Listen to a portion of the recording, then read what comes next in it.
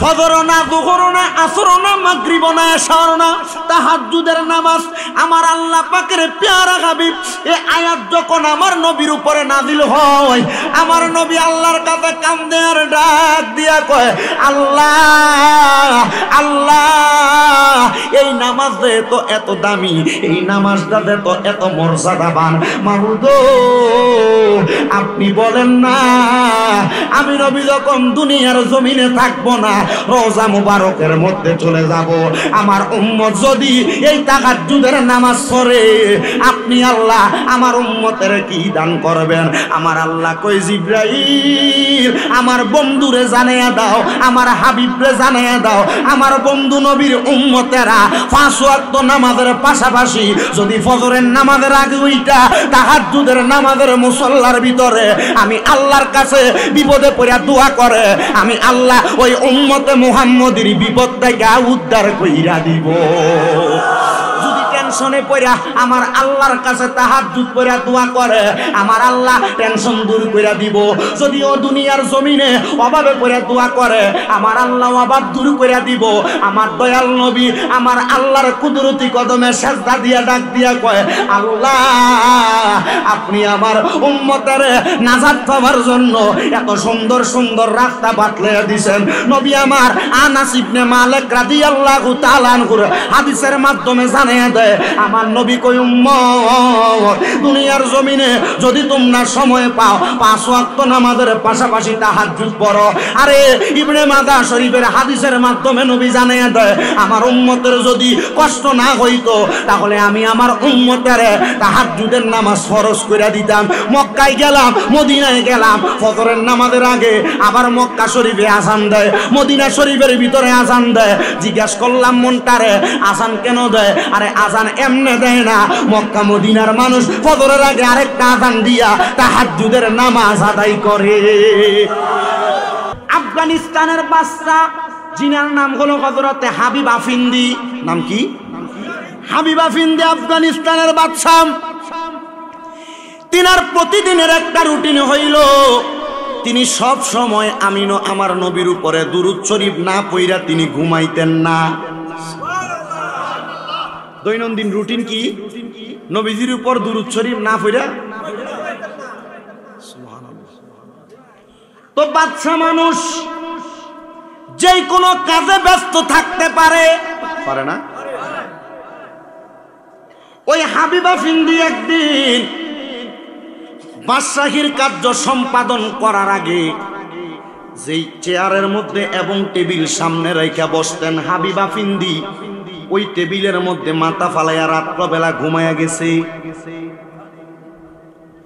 ওই দিন হাবিব আফিন্দি যখন ঘুমাইয়া গেলেন, এই দিন রাত্রবেলা ওই এলাকার মানে আফগানিস্তান এলাকার একজন স্বর্ণকার ব্যক্তি, যেই ব্যক্তি স্বর্ণ দ্বারা স্বর্ণের অলংকার বানায়, তিনি ওই রাত্রবেলা বড় হতাশাগ্রস্ত হইয়া ছিল। একজন হিন্দু মানুষ, হিন্দু ধর্মের মানুষ, ইসলাম সম্পর্কে জানেও না, বুঝেও না।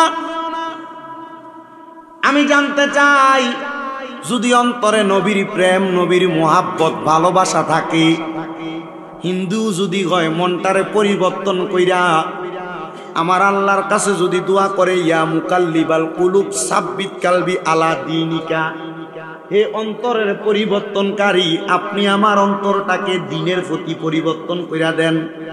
আপনারা বলেন আমার আল্লাহ পরিবর্তন কইরা দিতে পারেনি?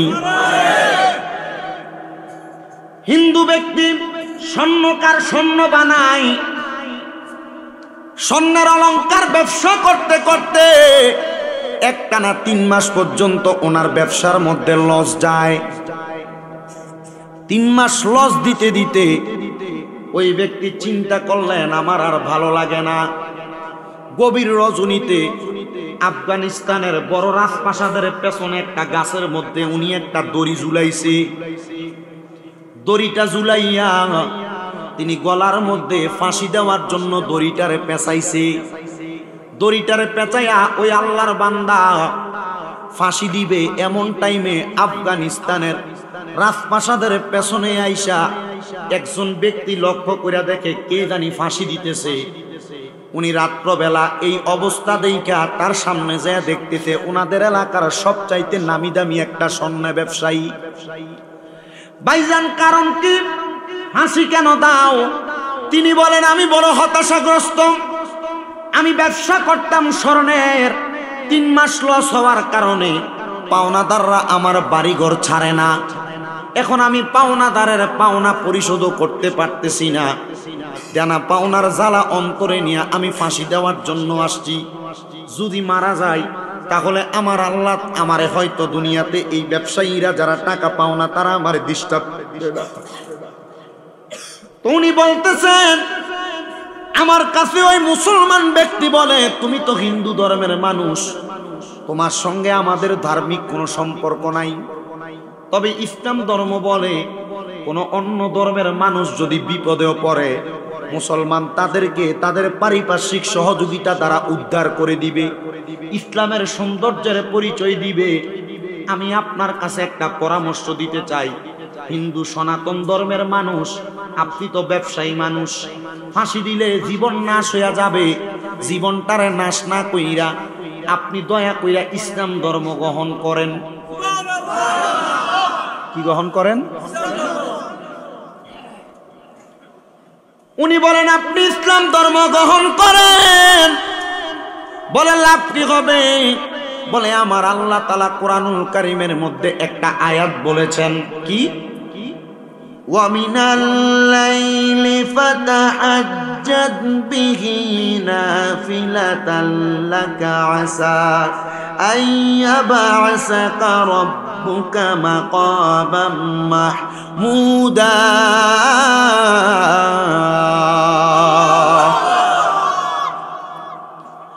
আল্লাহ বলেছেন নবী আপনি রাতের কিছু অংশে তাহাজ্জুদের নামাজ পড়েন। যদি আপনি তাহাজ্জুদের নামাজ পড়েন অতি সত্বর আল্লাহ তাআলা আপনি নবীকে মাকামে মাহমুদ প্রশংসার জায়গা দান করবেন। আমার আল্লাহ তাআলা এই আয়াতে কারিমা দিয়া বুঝাইয়া দিলেন নবীজি রাত্রে যদি তাহাজ্জুদ পড়ে আমার আল্লাহ তাআলা নবীকে মাকামে মাহমুদ প্রশংসার জায়গা দান করবেন। আমার দয়াল নবীজি এই আয়াত যখন আমার নবীর উপরে নাজিল হইছে, তাফসিরে বায়দাবি শরীফের লেখক বর্ণনা করে, ইমাম গাজ্জালী রহমতুল্লাহ আলাইহি সহ বর্ণনা করে, তারা বলতেছে এই আয়াত আমার নবীজির উপরে নাজিল হওয়ার পরে তাফসিরে ইবনে আব্বাসের লেখক আল্লামা হযরতে আব্দুল্লাহ ইবনে আব্বাস নিজেও বলতেছেন আমার নবী আমার আল্লাহর দরবারে এমন ভাবে কাঁদছে, আমার আল্লাহর কাছে কান্না করে আর ডাক দিয়া কয় মাবুদ আপনি বলেছেন তাহাজ্জুদের নামাজ পড়লে আপনি আমারে মাকামে মাহমুদ দিবেন। আল্লাহ মাকামে মাহমুদ তো আমি নবী প্রশংসার দারাজাত বরজকে আলমের মধ্যে পায়া ধন্য হব। আল্লাহ এই নামাজের যেহেতু এত দাম, এটা কি ফজরের নামাজ, জোহরের নামাজ? মনোযোগ নাই তো, মনোযোগ থাকলে না জোরে হইতো। ফজরের নামাজ, জোহরের নামাজ, আসরের নামাজ, মাগরিবের নামাজ, এশারের নামাজ, ফজর না, জোহর না, আসর না, মাগরিব না, এশার না, তাহাজ্জুদের নামাজ। আমার আল্লাহ পাকের প্যারা হাবিব এই আয়াত যখন আমার নবীর উপরে নাজিল হয়, আমার নবী আল্লাহর কাছে কান্দে আর ডাক দিয়া কয় আল্লাহ আল্লাহ এই নামাজ তো এত দামি, এই নামাজটা তো এত মর্যাদাবান, মাবুদ আপনি বলেন না আমি নবী যখন দুনিয়ার জমিনে থাকবো না রোজা মুবারকের মধ্যে চলে যাব, আমার উম্মত যদি এই তাহাজ্জুদের নামাজ পড়ে আপনি আল্লাহ আমার উম্মতের কি দান করবেন? আমার আল্লাহ কই জিবরাইল আমার বন্ধুরে জানাইয়া দাও, আমার হাবিবরে জানাইয়া দাও, আমার বন্ধু নবীর উম্মতেরা 5 ওয়াক্ত নামাজের পাশাপাশি যদি ফজরের নামাজের আগে ওইটা তাহাজ্জুদের নামাজের মুসল্লার ভিতরে আমি আল্লাহর কাছে বিপদে পড়িয়া দোয়া করে, আমি আল্লাহ ওই উম্মতে মুহাম্মদীর বিপদ থেকে উদ্ধার কইরা দিব। যদি টেনশনে পড়া আমার আল্লাহর কাছে তাহাজ্জুদ পড়া দোয়া করে, আমার আল্লাহ টেনশন দূর করে দিব। যদিও দুনিয়ার জমিনে অভাবে পড়া দোয়া করে, আমার আল্লাহ অভাব দূর করে দিব। আমার দয়াল নবী আমার আল্লাহর কুদরতি কদমে সেজদা দিয়া ডাক দিয়া কয়, আল্লাহ আপনি আমার উম্মতের নাজাত পাওয়ার জন্য এত সুন্দর সুন্দর রাস্তা বাতলে দিয়েছেন। নবী আমার আনাস ইবনে মালিক রাদিয়াল্লাহু তাআলা আনহু হাদিসের মাধ্যমে জানিয়ে দেয়, আমার নবী কই উম্মত দুনিয়ার জমিনে যদি তোমরা সময় পাও 5 ওয়াক্ত নামাজের পাশাপাশি তাহাজ্জুদ পড়ো। আরে ইবনে মাজাহ শরীফের হাদিসের মাধ্যমে নবী জানিয়ে দেয়, আমার উম্মতের যদি কষ্ট না হইতো তাহলে আমি আমার উম্মতের তাহাজ্জুদের নামাজ ফরজ করে দিতাম। মক্কায় গেলাম, মদিনায় গেলাম, ফজরের নামাজের আগে আবার মক্কা শরীফে আযান দেয়, মদিনা শরীফের ভিতরে আযান দেয়। জিজ্ঞাসা করলাম মনটারে, আযান কেন দেয়? আরে আযান এমনে দেয় না, মক্কা মদিনার মানুষ ফজরের আগে আরেকটা আযান দিয়া তাহাজ্জুদের নামাজ আদায় করে। তো মক্কায় স্বর্ণ হইতো নাকি বাংলাদেশে হইবনি বাবা? হ্যাঁ, মদিনায় স্বর্ণ হবে নাকি বাংলাদেশে হবে? মক্কার মানুষ মদিনার মানুষ দামি নামাজটা পড়ে, যেই নামাজ পড়লে আল্লাহ মনের সব আশা পূরণ করে। তো এলাকায় আযান হয় না তাহাজ্জুদ, না হইলে কি হইছে? ফজরের আগে ওঠেন না, এবারে জিগান না আপনি কয়টা পর্যন্ত ঘুমান? অনেক সময় ফজরের বহুত আগে উঠা মসজিদে আইয়া ওই গাছটার ভিতরে উজু করে মসজিদের সামনে বইতা আসেনি। দাড়ি পাকা মুরব্বীদের দিকে তাকাইবেন, কারণ এদের আমি জানি, আমি মাঝে মাঝে আমি মাহফিল থেকে বাড়িতে যাই না, যাওয়ার সময় গাড়ি থেকে আমি দেখি একবারে মানে হাঁটতে পারে না, লাঠি বর্দি দিদি আসে। আমি অনেক সময় অনেকের জিজ্ঞেস করছি, তা আপনি এত রাখতে পারিছেন কেন? 3:30 বাজে, ফজরের সময় তো হয় নাই, আযান দিব 4:45। তুই আপনি এত রাত্রে কেন বাড়িছেন? ও ঘুমাইয়া না, ঘুমাইয়া না। তো ঘুমানোর একটা সময় আছে, এই বয়স যখন হবে তখন আর ঘুম ঠিক মতো, এই ঘুম যখন হবে না ওই সময় নিয়ত করবেন কোন নামাজের, কথা কয় না কেন? আর অনকালার হোলাইন এগুলা মোবাইল টিভি সারা রাত ফজরের আযান দেয়, মুরগা কোরআনি দেয়, মোবাইল সাথে ঢুকে এরপরে ঘুমা, কথা কন না কেন?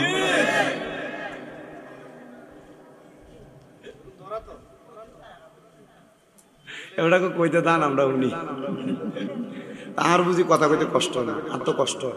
আমি চট্টগ্রাম থেকে আসছি সকালবেলা, আইসা ঘুম ক্লিয়ারও না। আমার মাদ্রাসাতে আপনারা দোয়ার ঘর করতে তো আলহামদুলিল্লাহ আমার 6টা মাদ্রাসা, আজকে 3 চ্যাংড়া এক লগে বাগি গেছে।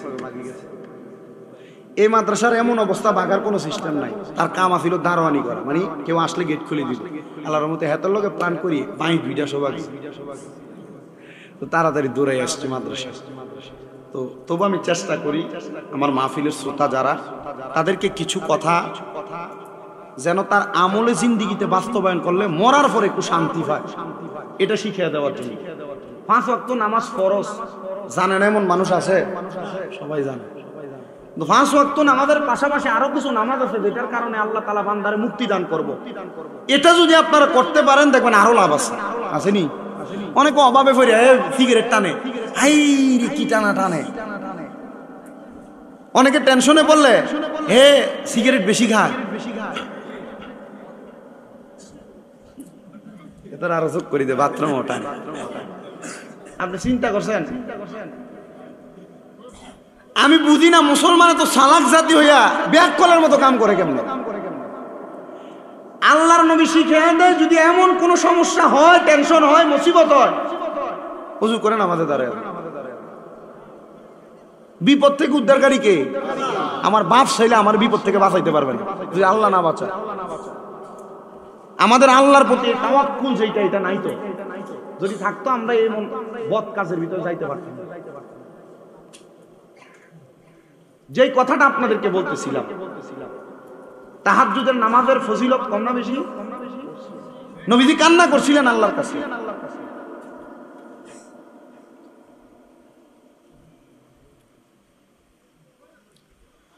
ওই হিন্দু লোককে পরামর্শ দিচ্ছে তুমি ইসলাম গ্রহণ করো।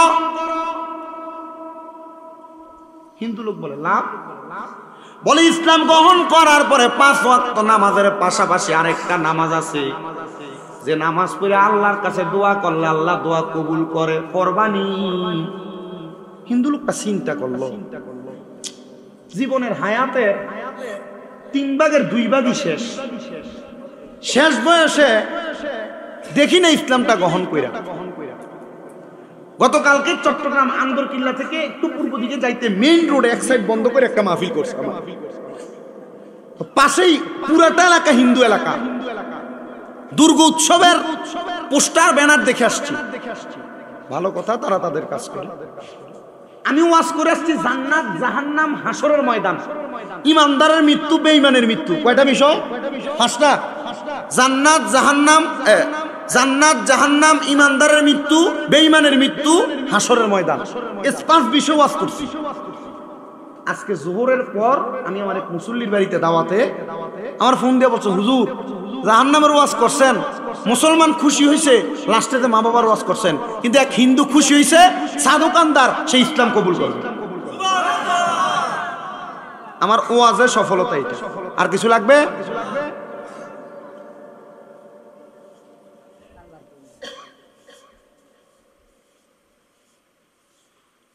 হিন্দু লোকটা চিন্তা করলেন, জীবনের 3 ভাগ বয়সের 2 ভাগ শেষ, 1 ভাগ আমি চেষ্টা করি ইসলাম ধর্মের উপরে কাটাইয়া দেওয়ার জন্য। আলহামদুলিল্লাহ, হিন্দু লোকটা ইসলাম ধর্ম গ্রহণ করলেন, জবান দ্বারা কালিমা পড়লেন, লা ইলাহা ইল্লাল্লাহু মুহাম্মাদুর রাসূলুল্লাহ সাল্লাল্লাহু আলাইহি। আপনারা কিভাবে আসতে জানি, কিপটা আমি বকিলামি করে পড়তেছেন, একটু মুহাব্বতে পড়েন। কালিমায়ে তাইয়্যিবা লা ইলাহা ইল্লাল্লাহু মুহাম্মাদুর রাসূলুল্লাহ সাল্লাল্লাহু আলাইহি ওয়াসাল্লাম। মুহাব্বতের আওয়াজে উচ্চ কণ্ঠে জোরে পড়েন আল্লাহু আকবার। হিন্দু লোকটা বলে বয়স তো শেষ, এখন আমার কালিমা পড়া দরকার। হিন্দু লোকটা কালিমা তাইয়্যিবা পড়া ঈমান আনলেন, শাহাদা বাক্য পাঠ করলেন, আল্লাহ তাআলাকে এক বইলা সাক্ষী দিলেন, আল্লাহ তাআলার সঙ্গে শিরিক করবে না বলে সাক্ষী দিলেন। হিন্দু লোকটা বলে আমাকে ওই মুসলমান বুদ্ধি প্রদান করলেন, এই হিন্দু লোক তুমি ইসলাম ধর্ম যেহেতু গ্রহণ করেছো, তোমাকে উত্তম একটা নাম দেওয়া হইল। আল্লাহর কাছে 2টা নাম বড় প্রিয়, 1 নাম্বার আব্দুল্লাহ, 2 নাম্বার আব্দুর রহমান। 2টা নাম আল্লাহর কাছে প্রিয়, সুবহানাল্লাহ কন্যা। এই 2টা নাম প্রিয়। তোমাকে সর্বপ্রথম নাম আব্দুল্লাহ রাখা হইল। এখন থেকে তুমি 5 ওয়াক্ত নামাজ পড়বা, আর তোমার বিপদ থেকে উদ্ধার পাওয়ার জন্য তুমি আমার আল্লাহর দরবারে তাহাজ্জুদের নামাজটা আদায় করবা। ওই হিন্দু লোকটা নিজেই বর্ণনা করতেছে, আফগানিস্তানের মুসলমান নামক একটা বই বাংলাদেশে বের হয়েছে। ওই বইয়ের মধ্যে আমি পড়লাম, ওই আফগানিস্তানের হিন্দু ব্যক্তি ইসলাম ধর্ম গ্রহণ করার পরে আমার আল্লাহ তাআলার কাছে তাহাজ্জুদের নামাজ পড়া যখন দোয়া করে, তাহাজ্জুদের নামাজ পড়ছে 2 করে 4 রাকাত, 3 4 12 রাকাত সর্বনিম্ন নামাজ আদায় কইরা ওই বান্দা বলে আমি আল্লাহর কাছে চোখের পানি ফালায়া ফালায়া কাঁদতে লাগলাম। কান্না করতে করতে করতে করতে অনেকক্ষণ যখন আমি কান্না করলাম, হঠাৎ করে আমি দেখলাম আমি যেই ঘরের মধ্যে কান্না করতেছি, এই ঘরের মধ্যে হঠাৎ করে কোথা থেকে জানি একটা আলো আসছে। আলো, আমার অন্ধকার ঘরটা আলোতে ঝলমল ঝলমল করতেছে। আমি আমার মাথা উঠাইলাম, কিন্তু আলোর পাওয়ার এত,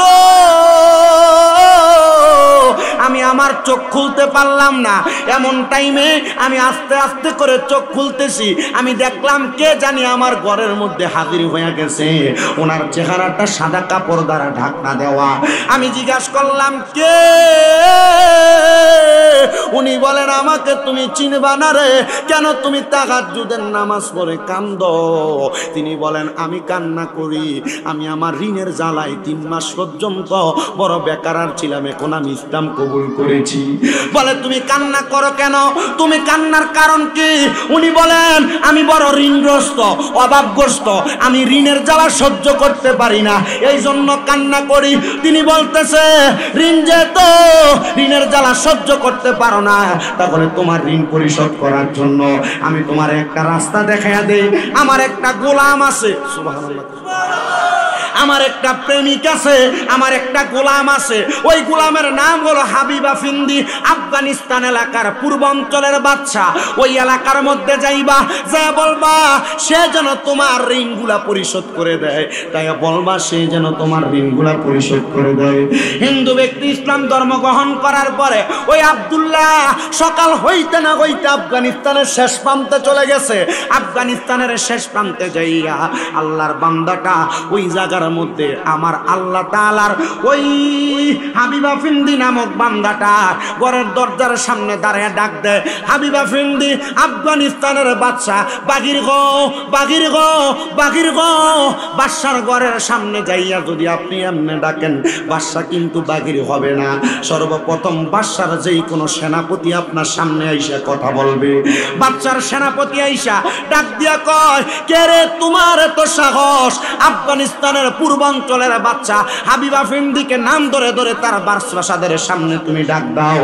এবার স্বর্ণকার বলে, তুমি তোমার বাদশাকে বলো আমার পাওনা পরিশোধ করে দেওয়ার জন্য। উনি বলেন, আমাদের আফগানিস্তানের এই বাদশার এমন কোনো খাসিয়ত নাই, তার কাছে কেউ এক দেড়হামও পাওনা থাকবে। যাও যাও যাও, আমার বাদশা কারোর কাছে ঋণ নাই, তুমি এখান থেকে তাড়াতাড়ি চলে যাও। উনি বলেন, না, আমি হাবিবা ফিন্দির কাছে কথা বলতে চাই, আমার ঋণগুলা পরিশোধ করাইতে চাই। এবার সেনাপতি বলেন, না, তুমি এখান থেকে চলে যাও। হাবিবা ফিন্দি কারোর কাছে ঋণী, বাদশা মানুষ তো ঋণ থাকলেও পরিশোধ করে দেয়। হাবিবা ফিন্দির নাম ধরে বারবার বলছে।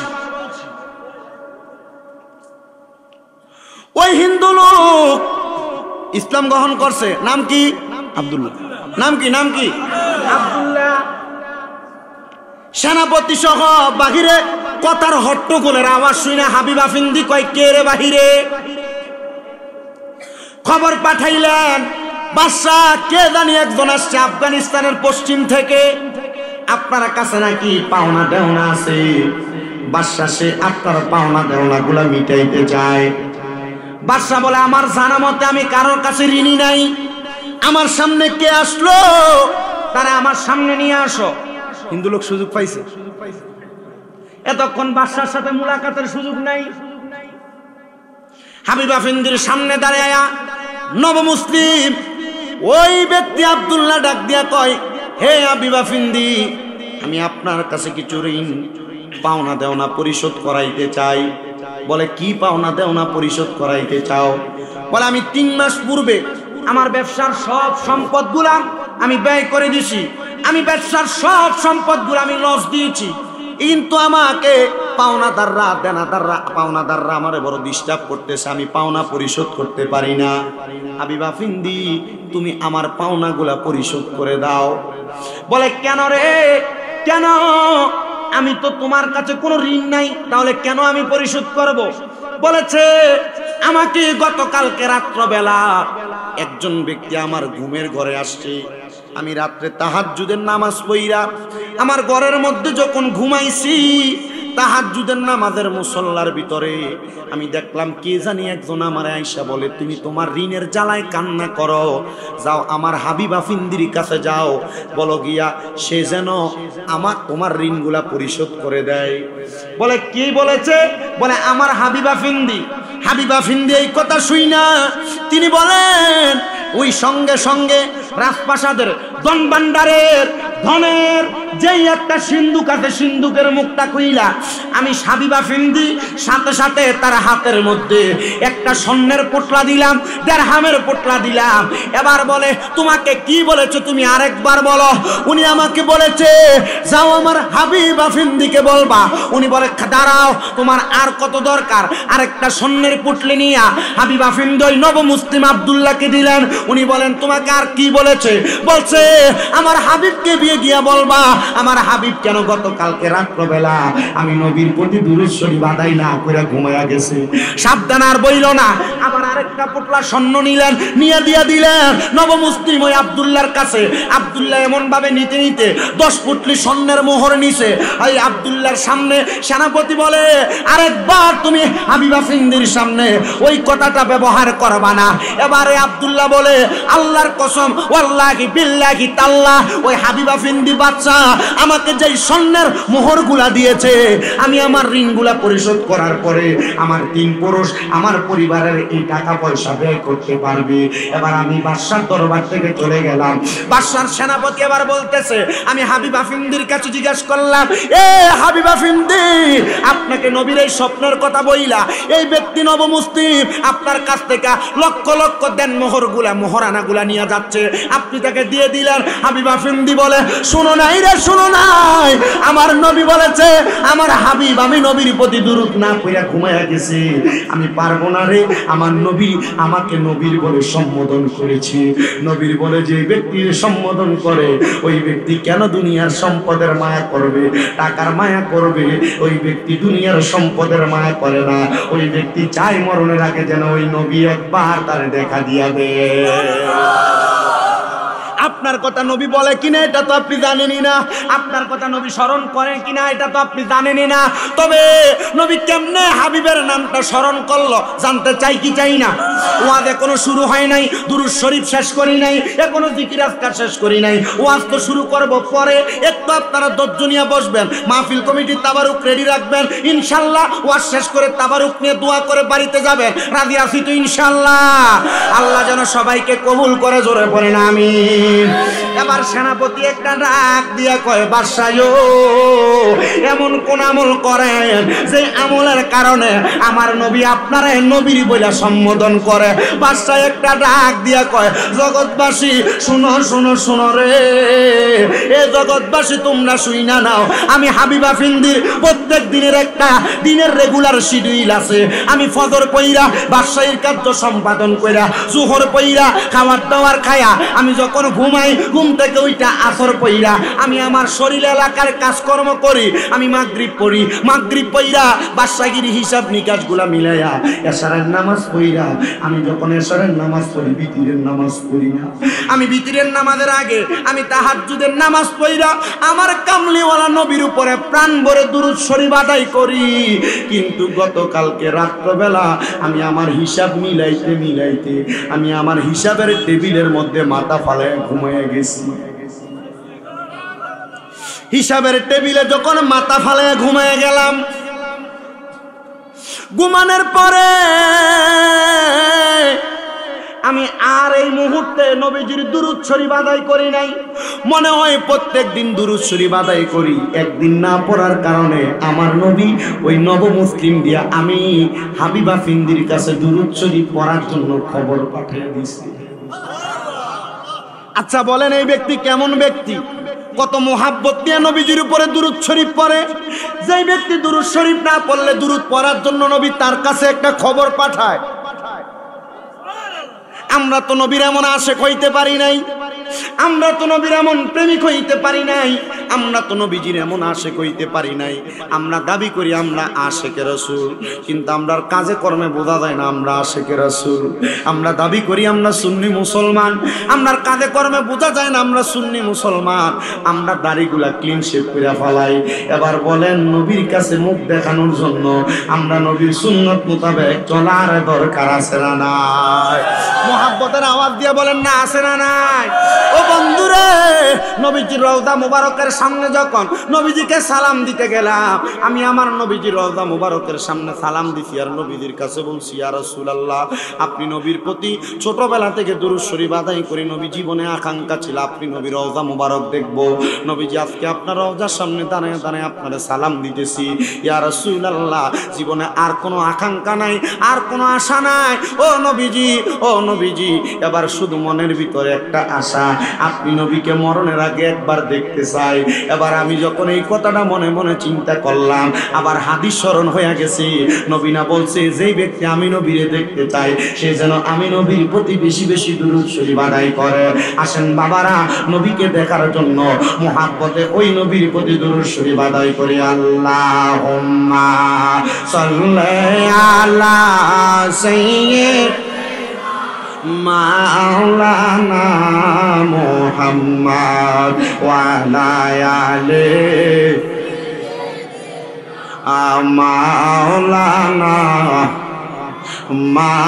মাদাল্লাহুম্মা সাল্লি सैयदना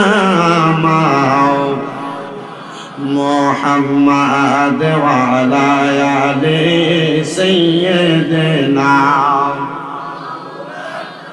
বলেন আমার জায়গা হবে নি আমার মরা লাশের লাইগা মসজিদের পাশে আমার কবর দিও কইরাই আমার জায়গা হবে নি আমার জায়গা হবে নি আমার মরা লাশের লাইগা মসজিদের পাশে আমার কবর দিও কইরাই আমার জায়গা হবে নি এলাকাবাসী রে আমি তোমরা ছেলে সন্তান কয়দিনের লাগিয়া মরার পরে সবাই আমায় যাবে রে বলিয়া চারজনে চার কান্দা লইয়া চারজনে চার জোরে বলেন না চারজনে চার কান্দা লইয়া দিবা কবরে না মায়া আমার জায়গা হবে নি আমার জায়গা হবে নি আমার মরা লাশের